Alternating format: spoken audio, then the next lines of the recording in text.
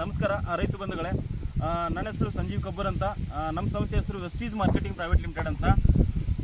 ಏನಪ್ಪ ಅಂದರೆ ನಮ್ಮ ಸಂಸ್ಥೆ ವತಿಯಿಂದ ಏನು ಮಾಡಿದ್ದಾರೆ, ಒಬ್ಬರು ಹಳ್ಯಾಳದ ರೈತರು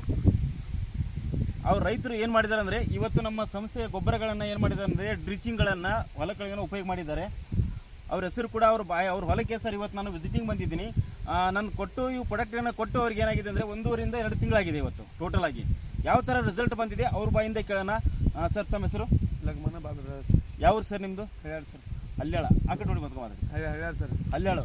ಆದರೆ ಸರ್ ಇವತ್ತು ಏನೇನು ನಿಮ್ಮ ಹೊಲಗಳನ್ನು ನಮ್ಮ ವೆಸ್ಟೀಸ್ ಕಂಪ್ನಿ ಪ್ರಾಡಕ್ಟ್ಗಳನ್ನು ಏನು ಉಪಯೋಗ ಮಾಡಿದ್ರಿ ಸರ್ ತಾವು? ಸರ್ ಅಗ್ರಿ ಪ್ರೊಟ್ಯಾಕ್ಟ್ ಅಂದ್ರೆ ಅಗ್ರಿ ಪ್ರೊಟ್ಯಾಕ್ಟು. ಹಾಂ, ಅಗ್ರಿ ಪ್ರೊಟ್ಯಾಕ್ಟು, ಅಗ್ರಿ 82 ರೀ.